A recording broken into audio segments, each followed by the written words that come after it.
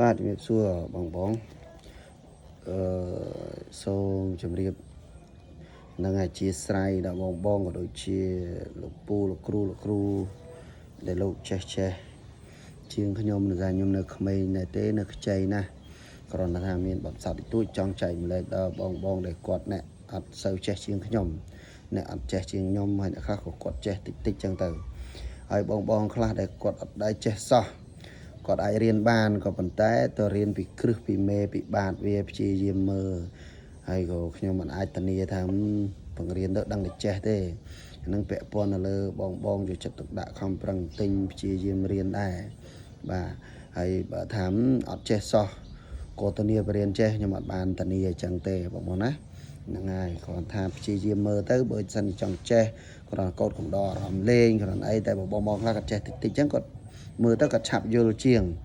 បាទសំខាន់យើងរៀនទៅមានមេមានត្រីមានមេរំញ័រមេរត់ដៃនឹងមិនស្រួលរៀនបើយើងអត់មានអានឹងគឺពិបាករៀនណាអញ្ចឹងតពីបទសន្និមហោរីថ្ងៃមុនបាន4កណាត់បាទកណាត់ទី1កណាត់ទី2កណាត់ទី3កណាត់ទី4នេះយើងអុកអចឹងបានន័យយើងខាន់ចប់មកឃ្លាយើងខាន់ហ្នឹងយើងចប់មកឃ្លាវាហើយអញ្ចឹងយើងទៅដើមម្ដងទៀតបាទទៅដើមម្ដងទៀតតែទៅដើមម្ដងទៀតយើងយកតែ2កណាត់ឯងយកតែកណាត់ទី1កណាត់ទី2ឯងណែបានន័យយើងកូតចប់ដល់ចុងយើងទៅមកដើមទៀតដល់ហើយយើងចាប់ដើមមកដើមវិញនេះអញ្ចឹងដើមកណាត់ទី1នេះកណាត់ទី1កណាត់ទី2អញ្ចឹងយើងទៅដើមភាសាទៀតយើងទៅ2កណាត់ហ្នឹងបានហើយចាប់ពីកណាត់ហ្នឹងទៅមុខសាច់ប្លែកនេះណែ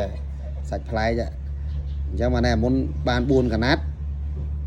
វាទាំងអុកទាំងអី4កណាត់វាស្មើនឹងមួយឃ្លាអញ្ចឹងយើងចាប់ដើមសាច់ប្លែកនេះយើងហៅកណាត់ទី5ចុះ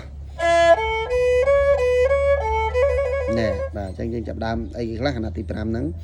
សាច់ប្លែកហ្នឹងប្រឡែងខ្សែកចុចដៃងាយខ្សែកប្រឡែងខ្សែឯកដៃច្អល់ខ្សែឯកហើយប្រឡែងដៃច្អល់ទៀតខ្សែឯកទៀតចុចដៃច្អល់ខ្សែឯកទៀតមកដៃងាយខ្សែកប្រឡែងខ្សែឯកដៃច្អល់ហ្នឹងនេះពាក្យវាពេញបាទកណាត់ថ្មីទី5ហើយកណាត់ថ្មីឥឡូវសុំកណាត់ថ្មីទី5សិនចុះបាទទី5សិនចុះ